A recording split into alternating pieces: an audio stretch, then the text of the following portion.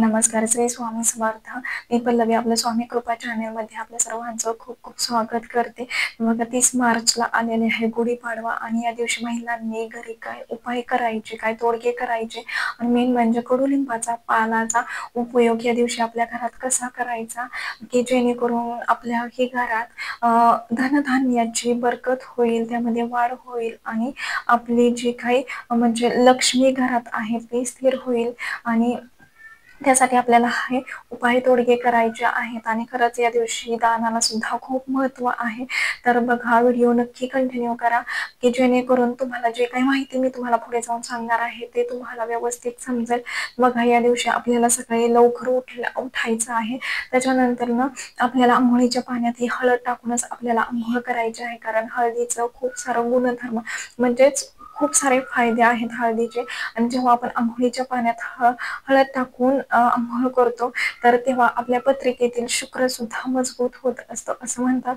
त्याच्यामुळे हा उपाय आपल्याला करायचा आहे. आणि त्याच्यानंतर सुचिरभूत झाल्यानंतर ना आपल्याला सुरुवातीला आपली देवपूजा करायची आहे. आणि त्याच्यानंतर ना आपल्याला जो काही आपला मेन दरवाजा आहे तो स्वच्छ करायचा आहे, पुसून घ्यायचा आहे आणि आपला उंबरठा सुद्धा पुसून घ्यायचा आहे या दिवशी आपल्याला. आणि त्याच्यानंतर ना आपल्या मेन दरवाजावरती आपल्याला शुभ लाभ हे कुंकवाने काढायचं आहे. हे जेव्हा तुम्ही लिहिताना मेन दरवाजावरती कसं आपण स्टिकर वगैरे म्हणजे ते प्लास्टिकचं हे चिटकवतो शुभ लाभचं, तर त्यापेक्षा तुम्ही जर कुंकवाने काढलं ना तर खूप साऱ्या घरात म्हणजे काय म्हणतात की म्हणजे शुभ दिवशी जेव्हा आपण शुभ लाभ हे लिहितो ना, तर तेव्हा खरंच म्हणजे एक प्रकारे शुभता आपल्या घरात येत असते. ते मांगल्याचं प्रतीक असतं. आणि मग हा शुभ मध्ये स्वस्ती काढायचा आहे आणि त्याच्यानंतर आपल्याला लाभ लिहायचा आहे कुंकुवाने. आणि त्याच्यानंतर ना आपल्याला आपल्या उंबरठा सुद्धा स्वच्छ करून घ्यायचा आहे. आणि या दिवशी आपल्याला हळदीचं लेपन सुद्धा करायचं आहे आणि उंबरठा पूजन करायचं आहे आपल्याला या दिवशी. तर बघा, चैत्र शुक्ल प्रतिपदा म्हणजेच गुढीपाडवा होय. तर या दिवशी खरंच आपल्या मराठी नवीन वर्षाला सुरुवात होत असते. बरेच जण या दिवशी काही ना काही खरेदी छोटी मोठी करतच असतात. बघा, जे काही तुम्ही खरेदी करता तर या दिवशी खरंच त्याचं पूजन केलं जातं. आणि असं म्हणतात की जे काही आपल्या आयुष्यात आपण करतो ना नवीन गोष्टी, तर ह्या मराठी नवीन वर्षापासून ह्याची सुरुवात होत असते खरं तर. तर बघा, आपल्याला कडुलिंबाच्या पानाचा सुद्धा या दिवशी उपयोग करायचा आहे. आणि बघा, आपल्याला प्रसाद म्हणून सुद्धा हे खायचं आहे. तर जेव्हा असं म्हणतात की आपण गुढीला सुद्धा हा नैवेद्य म्हणून दाखवायचा आहे. आता पुढं मी तुम्हाला व्हिडिओ सांगेलच गुढीची पूजा कशी करायची, नैवेद्य कसा दाखवायचा, काय काय म्हणजे साहित्य असेल. तर ज्यांना खरंच अजून माहिती नाही, नवीन लग्न झालेलं आहे काय कायांचं जे बाहेर राहतात आणि त्यांना खरंच अजून सुद्धा पूजेचं माहिती नाहीये तर त्यांच्यासाठी मी पुढचा व्हिडिओ घेऊनच येणार आहे. तर बघा, आपल्याला कडुलिंबाचा पानाचा म्हणजेच तो नैवेद्य कसा बनवायचा आहे. तर आपल्याला कडुलिंबाची पानं, फुलं, गूळ, धन आणि भिजवून हरभऱ्याची डाळ भिजवून घेतलेली ते थोडी मॅश करून घ्यायचे, कुटून घ्यायचे आहे. आणि ते सगळं एकत्र करून आपल्याला त्याचे छोटे छोटे लाडू म्हणजे गोळे बनवायचे आहेत. आणि ते गुढीला नैवेद्य दाखवायचा आहे. आणि त्याच्यानंतर आपल्याला ते ग्रहण करायचं आहे. बघा, म्हणजे सगळ्यांनी घरातल्यांनी प्रसाद म्हणून ते खायचं आहे. आणि जेव्हा आपण गुढी उतरणार ना तर ते गुढीला लावलेला जो म्हणजे कडुलिंबाचा पाला असतो तर तो सुद्धा आपल्याला उपयोग करायचा आहे. त्याचे सुद्धा खूप सारे फायदे आहेत बघा. तर असं म्हणतात की आता बघा, इथून पुढे उन्हाळा हा म्हणजे कडक पडणार आहे उन्हाळा.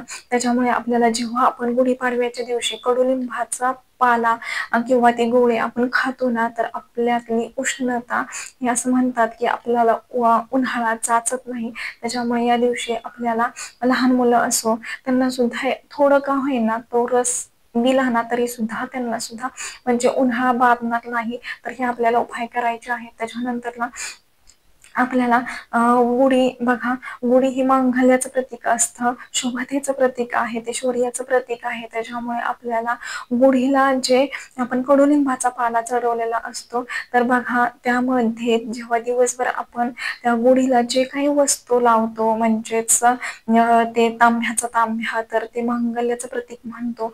त्याच्यानंतर जे काही वस्त्र आहे किंवा जे घाटी म्हणतो आपण साखरेची, त्याच्यानंतर कडुलिंबाचा पाला, ते वस्त्र वस्त्र, तर ते खरंच त्यामध्ये अख्ख्या दिवसभर जेव्हा आपली गुढी दारात उभं असते तेव्हा त्यात शुभता जास्त आलेली असते. प्रजापती लहरी त्यात सामावलेल्या असतात. त्याच्यामुळे आपल्याला जेव्हा आपण कडुलिंबाचा पाला तो प्रसाद म्हणून खातो, तर बघा आपल्या शरीर सुद्धा खरंच खूप ऊर्जावान होतं. आणि त्याच्यानंतर जो काही पाला राहतो शिल्लक, तर तो पाला सुद्धा आपल्याला म्हणजे कडुलिंबाचा पाला तो सुद्धा आपल्या धनधान्यात टाकायचा आहे. कारण त्यामध्ये एवढा प्रजापती लहरी म्हणजे आलेला असतात की जेव्हा आपण धनधान्यात जेव्हा तो पाला कडुलिंबाचा टाकतो, तर ते असं म्हणतात की जेव्हा आपण ते लहरी जे पाल्यात आलेले असतात ते आपल्या धनधान्यात येतात आणि आपल्याला धनधान्याची वर्षभर कमतरता पडत नाही, तर त्यामध्ये वाढ होते. जसं आपण म्हणतो पैशाला पैसा लागला की त्यात वाढ होते, तसंच जेव्हा आपण हे उपाय करतो ना, तर धान्याला म्हणजे म्हणतात ना धान्य केलं की त्यामध्ये वाढ होते बघा. तर आपल्याला हे सुद्धा उपाय करायचा आहे. आणि बघा जो तांब्या आहे ना, तर त्याच्यात सुद्धा प्रजापती लहरी ही खूप मोठ्या प्रमाणात आलेले असतात. कारण जे काही तुम्ही स्टीलचा, त्याच्यानंतर तांब्या, चांदीचा तांब्या, जो कोणता तुम्ही तांब्या लावायचा आहे, तर तो खूप प्रभावी उपाय मी तुम्हाला सांगत आहे. तर ते सुद्धा बघा, नक्की कंटिन्यू करा व्हिडिओ. तर बघा काय करायचं आहे, जेव्हा आपली गुढी उतरते प्रदोष काळात म्हणजेच दिवस मावळल्यानंतर आपल्याला जेव्हा गुढीला नैवेद्य दाखवून जेव्हा आपण हे करतो, गुढी उतरवतो ना, तर तेव्हा जो तांब्या असतो तो आपल्याला घ्यायचा आहे. आणि त्यामध्ये आपल्याला गहू किंवा तांदूळ हे आपल्याला भरून ठेवायचे आहेत. आणि त्यामध्ये म्हणजे तो तांब्या घेऊन तो देवापुढे ठेवायचा जरा वेळ. आणि त्यामध्ये आपल्याला गहू किंवा तांदूळ घ्यायचे आहेत, तो भरायचा आहे तांब्या. आणि त्यामध्ये दोन हळकुंड आणि ₹1 नाणं, ₹7 जे काही तुमच्याकडं नाणी असतील, म्हणजे नाही का तुम्हाला स्वइच्छेने जेवढे ठेवायचे असतील तेवढे, म्हणजे ₹1, ₹5, ₹7, ₹10, ₹11, जे काही ₹21, असं जे तेवढे तुम्हाला ठेवायचे आहेत तेवढे, म्हणजे तुमची इच्छा ते त्यावरती ठेवायचे आहेत त्या तांब्यात. आणि ते तांब्या तसाच ठेवायचा आहे. आणि त्याच्यानंतर ना आपल्याला त्या धान्याचं करायचं काय, तर बघा या दिवशी जेव्हा आपण त्या तांब्यामध्ये कसं प्रजापती लहरी एवढे आलेले असतात, आणि जेव्हा त्या धान्याने भरलेला तांब्या आपण एखाद्या व्यक्तीला दान करतो ना, तर तेव्हा आपल्याला वर्षभर कशाचीच कमी पडत नाही. धनधान्याची, वैभवाची, ऐश्वर्याची घरात कशाचीच आपल्याला कमी पडत नाही. कारण आपण जो देतो ते किती पटीनं आपल्याला येत असतं बघा. मग ते काहीही असो. त्याच्यामुळे कसं असतं की जेव्हा तुम्ही कुठल्या ना कुठल्या गोष्टीची बघा तुम्ही धान्य दान करत आहात, जे काही गहू तांदूळ असतील ते तुम्ही दान करत आहात, तर बघा हे दान आपल्याला फक्त गरजू व्यक्तींनाच करायचं आहे. कारण कसं असतं, आपण जर ज्यांच्या घरात सगळं आहे आणि त्यांना दान केलं ना, तर त्या दानाची किंमत राहत नाही. आणि मेन म्हणजे जे गरीबाला देऊन त्याचा म्हणजे म्हणतात ना, जेव्हा आपण गरीबाला देतो आणि त्याच्या चेहऱ्यावरचं सुख समाधान जेव्हा पाहतो ना, तर त्याच्यापेक्षा मोठं पुण्य काहीच नसतं आपल्याकडे. तर कसं आहे, तुम्हाला गरिबांनाच ते दान करायचं आहे. आणि जेव्हा तुम्ही दान करताना कोणतीही गोष्ट असो, मग ते पैसा असो, त्याच्यानंतर धनधान्य असो किंवा अन्न असं, जे तुम्ही दान करताना त्याचं कितीतरी पट आपल्या घरात ते येत असतं. आपल्या घरात कशाचीच कमतरता राहत नाही. पुन्हा जे काही लक्ष्मी आहे ती स्थिर राहते, लक्ष्मीचा वास घरात राहतो बघा. आणि गुढीपाडव्यापासूनच चैत्र नवरात्री चालू होत आहे, राम नवरात्री चालू होत आहे. तर बघा जेव्हा हे उपाय आपण जेव्हा करतो ना, तर तेव्हा खरंच आपल्यावरती आपली कुलदेवी सुद्धा प्रसन्न होत असते.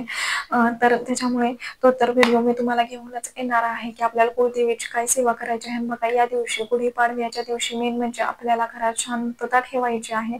कारण बघा मराठी नवीन वर्ष आहे हे, आणि मेन म्हणजे नवीन वर्षाचा हा पहिला सण आहे. आणि कसं असतं, याच दिवसापासून आपल्या म्हणजे चैत्र नवरात्रीला सुरुवात होत असते. आपली कुलदेवीची आपण उपासना करत असतो, कुलदेवीची सेवा करत असतो. तर बघा कसं असतं की आपण आपल्या घरात काही ना काही म्हणजे मांगलिक गोष्टी होत असतात. आणि त्याच्यात जर आपल्या घरात वादविवाद होत असतील ना, तर आपल्या घरात माता लक्ष्मी कधीच टिकत नाही, म्हणजे थांबत नाही. ती आपल्या घरातून लगेच काढता पाय बाहेर काढते. आणि मेन म्हणजे आपल्यावरती कुळदेवीची सुद्धा कृपा राहत नाही. त्याच्यामुळे आपल्याला या दिवशी खरंच कितीही काही होऊ द्या, म्हणजे वादविवाद करायचेच नाहीये, शांतता घरात ठेवायची आहे बघा. आणि खरंच हे उपाय महिलांना नक्की करा. कारण कसं असतं ना, आपण आपल्या घरासाठी, संसारासाठी प्रत्येक स्त्री ही काही ना काही करतच असते आणि प्रत्येक स्त्रीला असंच वाटत असतं, महिलेला असंच वाटत असतं, की आपल्या घरातील व्यक्ती जो कोणी सुखासमाधानात राहावं, आपलं घर नेहमी सुखसमाधानाने फुललेलं असावं किंवा आपली मुलं बाळं सुद्धा सुखात आनंदात असावं असं प्रत्येक महिलेला वाटत असतं. त्याच्यामुळे खरंच सांगते, हे उपाय तोडगे आहेत ते नक्की करा. बघा तुम्हाला सुद्धा नक्कीच अनुभव येईल. आणि आजचा व्हिडिओ इथंच थांबवते. आणि व्हिडिओ आवडला असेल तर लाईक करा, शेअर करा आणि चॅनेलवरती नवीन असेल तर असंच नवनवीन व्हिडिओ पाहण्यासाठी चॅनेलला सबस्क्राईब करा. धन्यवाद. श्री स्वामी समर्थ.